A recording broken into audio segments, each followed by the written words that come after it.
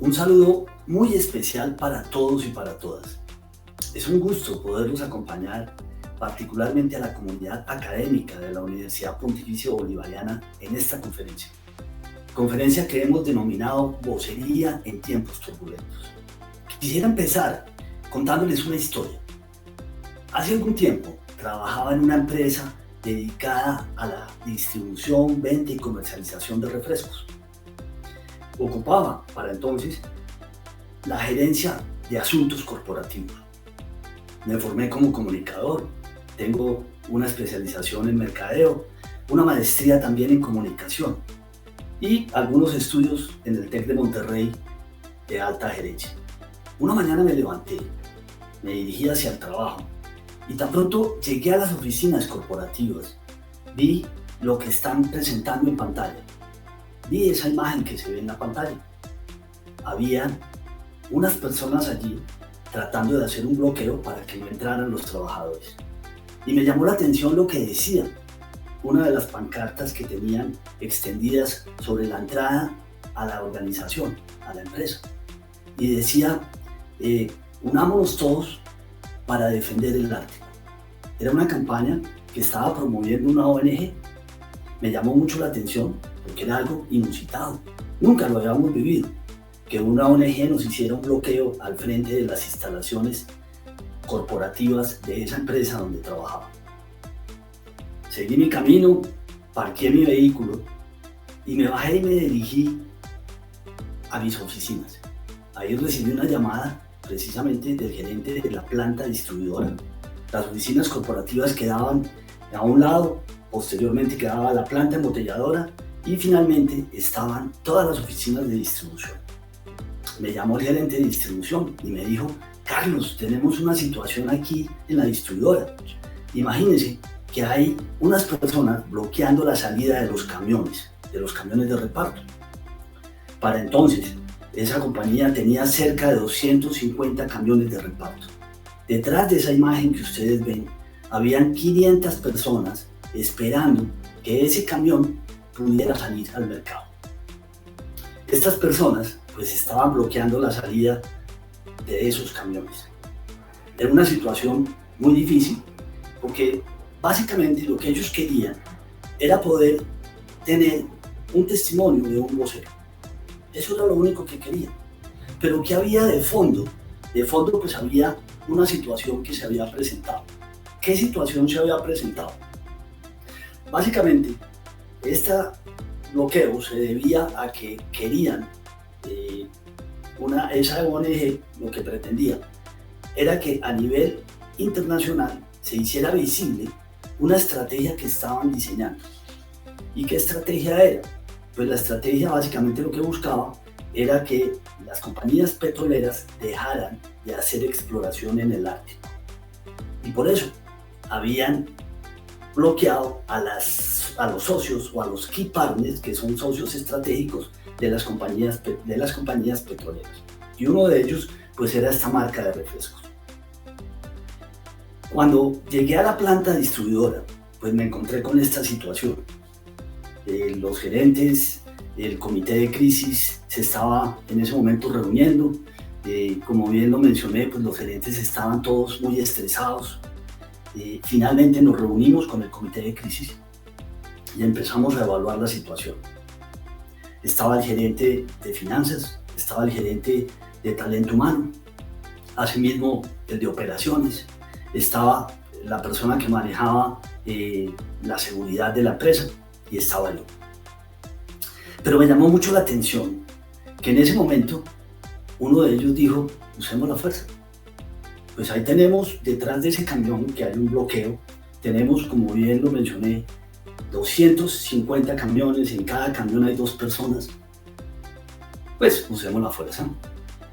Usar la fuerza significa salir, de pronto jalar, porque cuando nosotros mirábamos qué era lo que estaba ocurriendo, nos enfocábamos un poco en la situación, pues debajo de esos camiones habían unas personas que estaban encadenadas al camión.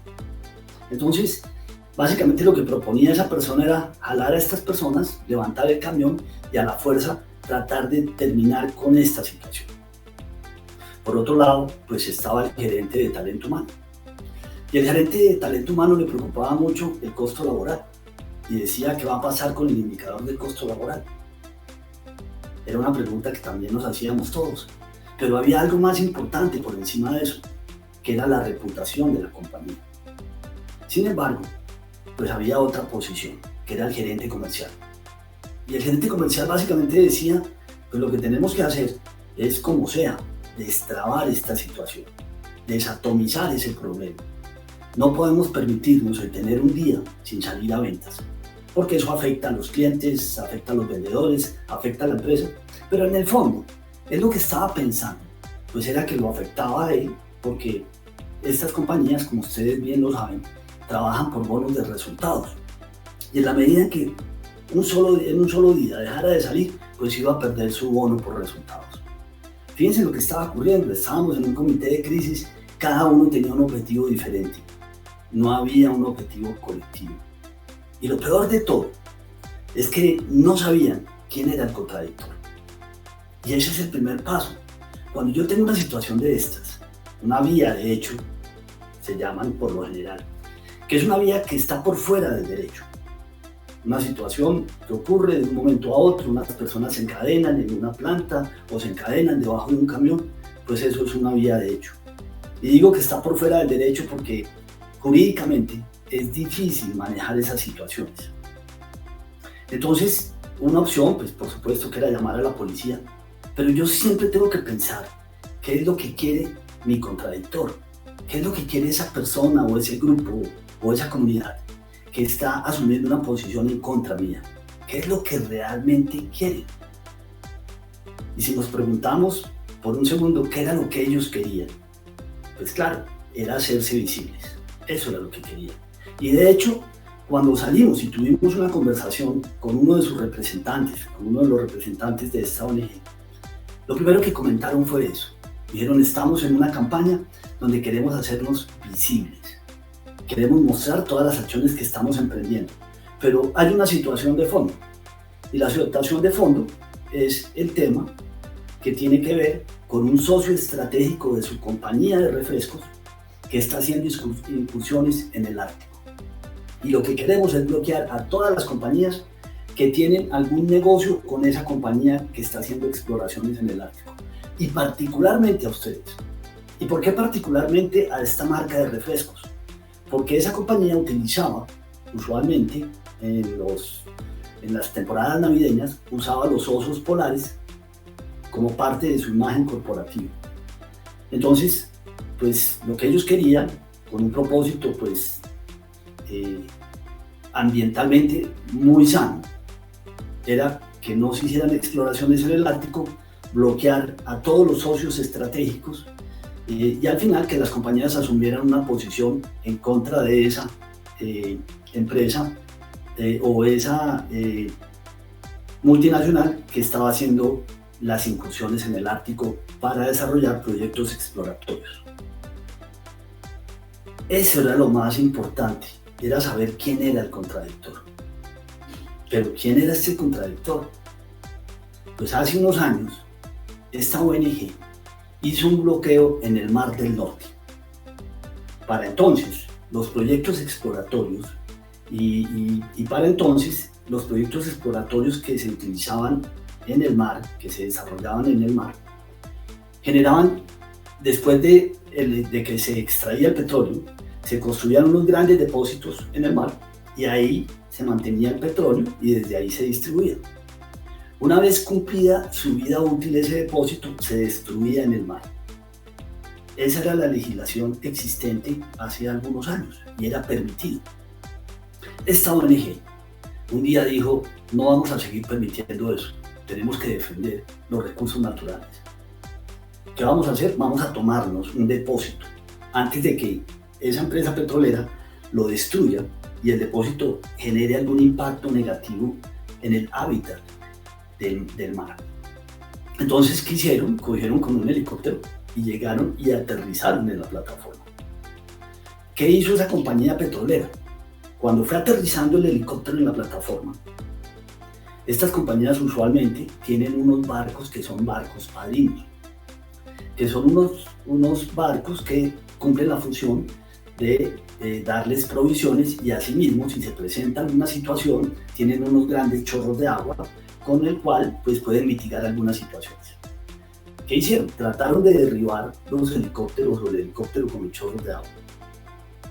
Mientras una persona de esta ONG bajaba con una bandera y la iba a instalar en la mitad del depósito petrolero.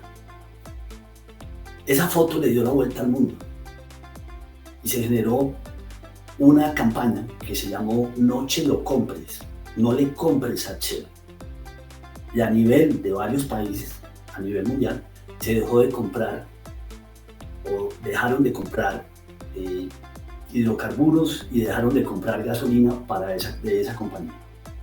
Entonces fíjense de quién estamos hablando. No solamente ocurrió eso, sino que por esa situación cambiaron las leyes a nivel mundial. Desde entonces, todos los depósitos y todo lo que se haga, la industria petrolera haga en el mar, tiene que llevarlo hasta la tierra y a través de un proceso de descomposición y desarme ambientalmente amigable, es destruido. Entonces fíjese en el contradictor, tiene capacidad para cambiar leyes a nivel mundial. De ese contradictor estamos hablando. Y eso es lo primero que uno tiene que hacer, es ver con quién me estoy enfrentando. Pero parecía que ese grupo de gerentes que me estaba acompañando desconocía quiénes eran. Y por eso habían dado pues esas ideas. Y por eso pensaban en solucionar el problema de esa manera. Porque lo primero, por supuesto, que es conversar. Una vez se conversó con ellos, pues ellos mencionaron que el interés era hacerse algo de ruido, hacer algo de ruido mediático, que ese era el interés de ellos. Hacerse conocer más, que lo único que querían era un testimonio de un vocero de esta marca o de representante de esta empresa. Solamente tenía que salir un vocero y dar un testimonio. Pero todos sabíamos en el comité de crisis que ese testimonio no iba a salir bien. Porque pues ante una vía de hecho, pues es difícil que un testimonio, que una entrevista que se grabe, porque ellos querían ese testimonio para subirlo a redes sociales, para hacer videos, pues es difícil que eso salga bien. Entonces, ¿qué posibilidades teníamos? ¿Qué opciones teníamos? Pues básicamente las opciones que teníamos eran pocas, eran limitadas. ¿Qué fue lo que hicimos? Después de estar reunidos todo el comité, después de evaluar la situación, alguien dijo, pues era difícil porque el tiempo transcurría, la operación necesitaba el producto, esta empresa además de vender aguas, refrescos, jugos, pues tenía unos clientes como eran hospitales, como eran centros médicos, como colegios que había que atender. Entonces era apremiante la situación. Y así como era apremiante la situación, pues la solución debería ser muy rápida. Pero estas personas, los representantes de esta ONG, no estaban dispuestos a ceder. No querían ni levantarse, insistían en que saliera un vocero y diera un testimonio. Y si eso se daba, ellos evaluaban la posibilidad de irse. Estábamos en un perímetro, la empresa pues tenía un perímetro que tenía un muro muy grueso. Algunos de los límites de ese perímetro daban con otras calles.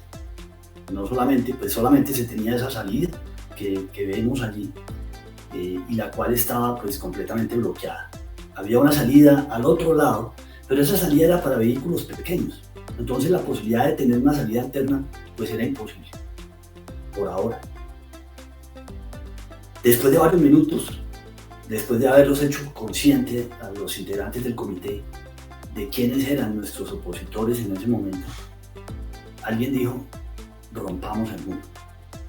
Y romper el muro significaba mirar qué vía alterna podíamos tener de salida,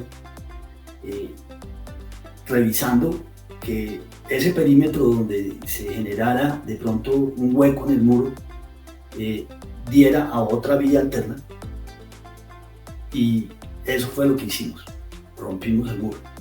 Se llegó con un montacargas, el montacargas llegó y rápidamente rompió el muro.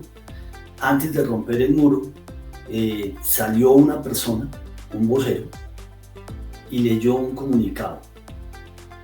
Fíjense que es muy diferente el activar un vocero y que el vocero vaya y diga algo o responda algunas preguntas, a que el vocero vaya y lea un comunicado. Aquí lo que se hizo fue una estrategia unidireccional. Quiere decir dar un mensaje unidireccional, sin posibilidad a preguntas. En algunos casos, eso no sirve. Y es que hay situaciones de crisis donde tenemos que dar mensajes unidireccionales. Muchas veces, mientras nosotros investigamos qué es lo que está ocurriendo, mientras completamos la información, entonces en ese momento se definió que iba a salir un vocero, iba a leer un comunicado. Es muy diferente que salga un vocero y atienda una entrevista, a que salga un vocero y de manera unidireccional comparta un mensaje.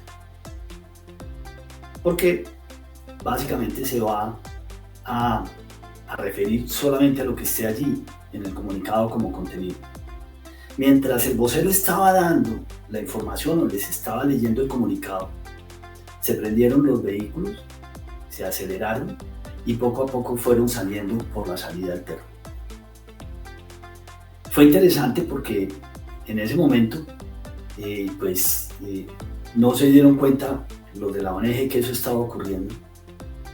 Esta situación de romper el muro, yo diría que es un concepto interesante porque desatomiza el problema. Muchas veces los síntomas del problema se convierten en la situación. ¿Qué quiero decir con eso? Esta es una compañía multinacional, una compañía que tiene productos en todo el mundo. Y es probable que si se maneja mal este caso, pues la situación del Ártico, la exploración en el Ártico pase a segundo plano y el problema se convierta en la toma de esa ONG a esa compañía. Esa de pronto podría llegar a tener incluso hasta más ruido mediático. Entonces es muy importante siempre que pensemos en eso. ¿Qué es lo que realmente quiere nuestra contraparte? ¿A dónde nos quiere llevar? Porque en la medida en que tengamos eso claro, pues vamos a saber cuáles son las bases que tenemos que cuidar. Algunos podrían llegar a decir, oiga, ¿por qué no les dice que entren a la distribuidora y arreglan la situación? De pronto lo que ellos querían era estar adentro y no afuera. Así seguramente habrían generado pues una noticia que se habría multiplicado en todos los medios de comunicación. Ahora bien, ¿qué estaba pasando paralelamente en las redes sociales? Pues esta ONG estaba tomando fotos, estaba subiendo contenidos a las redes sociales. Sin embargo, los likes y las interacciones que se estaban dando eran limitadas. Algunos de ustedes se preguntarán, bueno, ¿y esta situación se presentó de un momento a otro? ¿No avisó? Yo les puedo decir con certeza que el 90% de las crisis nos avisan. Siempre nos generan situaciones de alarma tempranas. Lo importante, por supuesto, es tener un mecanismo para leer esas señales tempranas o esas alarmas tempranas. En la medida en que nosotros desarrollemos un mecanismo para leer las alarmas tempranas, vamos a estar preparados para cualquier situación que se nos presente. Cualquiera se podrá llegar a preguntar, bueno, ¿cómo se dan esas alarmas tempranas? Una forma de manifestarse o materializarse son a través de los hackers, a través de los rumores, a través de los intereses de las comunidades, a través del incumplimiento de pequeñas normas. Todas esas situaciones y muchas más nos van indicando que algo se va a presentar. Les doy un ejemplo de una alarma temprana. Hace unos años tuvimos una desgracia que fue muy lamentable, y fue que cuando estaban construyendo el Transmilenio en Bogotá, había una vía que es la vía que conduce al municipio de Suba, municipio anexo de Bogotá, y una gran tractomula estaba llevando una maquinaria por esa vía que estaban construyendo. Desafortunadamente se dio una situación donde se volteó y cayó al segundo carril, generando la muerte de muchos estudiantes que se desplazaban en un bus de colegio. Fue lamentable, una situación muy complicada, muy triste además. Y lo peor de todo es que se pudo evitar. Lo peor de todo es que esa situación avisó antes. Ustedes se preguntarán cómo avisó. Pues 8 días antes de ese percance, una tractomula que llevaba maquinaria para el mismo punto tumbó un puente peatonal y ese puente le cayó a una persona y la mató. Eso ocurrió a 300 metros de donde 8 días después iba a ocurrir ese lamentable hecho que les comenté. Esas son las señales. Y en este caso, ustedes se preguntarán, bueno, ¿qué señales generó?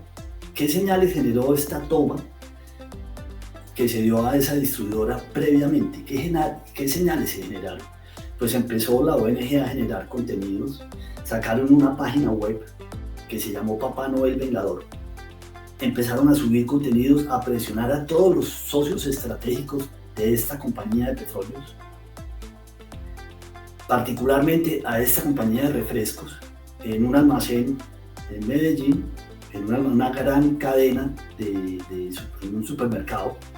Entraron cuadrillas de simpatizantes de esta ONG con calcomanías y las colocaban en los productos que comercializaba esta empresa, donde decía Papá Noel Vengador, no consuman este producto. Esas eran señales de que algo grande venía. Y algo grande fue lo que ocurrió con esta situación que les relato, y es el bloqueo. Bien lo comenté, que el romper el muro desatomizó el problema. Y es muy importante siempre tratar de desatomizar los problemas. No quiere decir que el problema se solucione ahí, para nada. Quiere decir que desatomizo un síntoma del problema y que eso me va a dar tiempo para después sentarme a conversar corporativamente y entrar a solucionar ese problema. Me va a dar más tiempo. Entonces, ese concepto de desatomizar el problema es muy importante. Voy a resumir un poco, pues, qué aprendizajes hemos tenido, cuáles son los aprendizajes que nos debería dejar esta situación. Lo primero, ante una situación de estas, siempre conformar un comité de crisis. Lo segundo es alinear al comité de crisis. Alinear a todo el comité, deben tener un solo objetivo. No es posible que en un caso como este, cada uno esté pensando en lo suyo. No, hay que pensar corporativamente, tener un objetivo. Lo tercero, tratar de desatomizar el problema. ¿Qué salidas tengo yo para desatomizar, para desatomizar el síntoma del problema? Tratar de desatomizarlo, porque eso me va a dar tiempo para solucionar el problema. El cuarto punto, tener siempre un vocero preparado. Y por eso esta conferencia la hemos llamado Vocería en tiempos turbulentos. Y es porque independientemente de que decidamos o no utilizar el vocero, siempre en las organizaciones tenemos que tener un vocero preparado. Pero ese vocero debe tener algunas herramientas, unas herramientas que le faciliten ejercer su vocería. ¿Qué herramientas? Primero, un análisis del entorno es parte de la herramienta. Analizar el entorno significa poder identificar qué temas son sensibles para la empresa, qué vulnerabilidades tiene la empresa, por dónde la pueden atacar.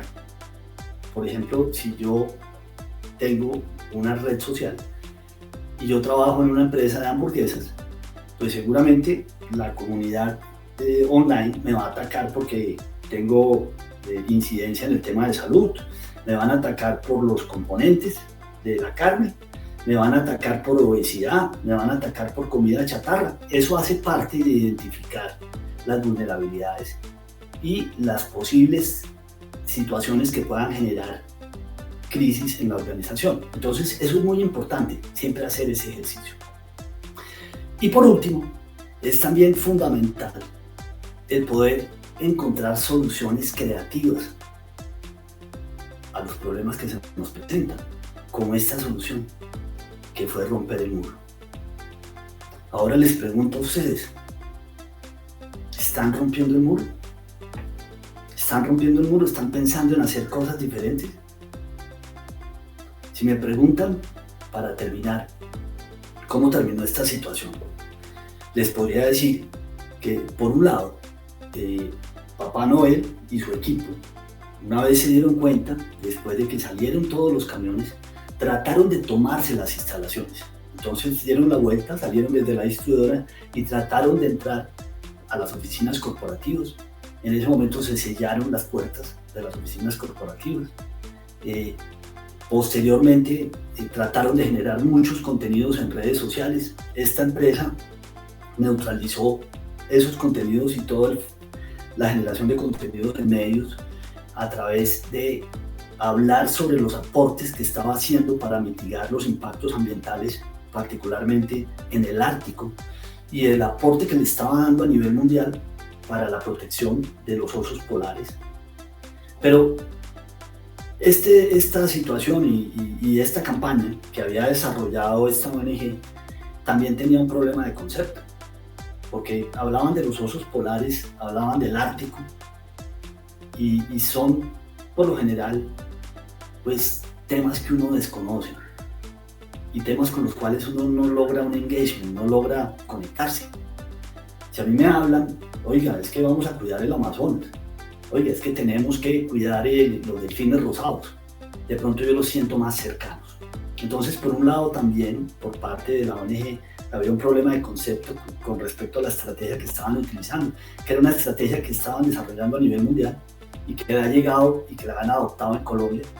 Entonces había un problema de concepto ahí. Muy bien, para terminar, muy importante, lo menciono nuevamente, innovar. Innovar, y muy importante también tener un plan estratégico y una estrategia en vocería. Una estrategia que cuente con, por supuesto, identificación de vulnerabilidades, herramientas, procesos, quiere decir cuándo activo un vocero, cuándo no lo activo, eso escrito en un proceso, políticas, cómo deben los voceros referirse, cómo los voceros deben interactuar en las redes sociales y finalmente herramientas. Y las herramientas siempre vamos a pensar cuando hablamos del ejercicio de ser el portavoz, pues de preparación, de competencias. Vamos a hablar asimismo de tener siempre unos mensajes claves, de tener un reel de preguntas y respuestas y sobre todo de tener conexión con la audiencia. Muy bien, eso era básicamente lo que les quería compartir. Les agradezco mucho esta invitación y espero también estar próximamente con algún otro tema acompañándonos. Fue un placer.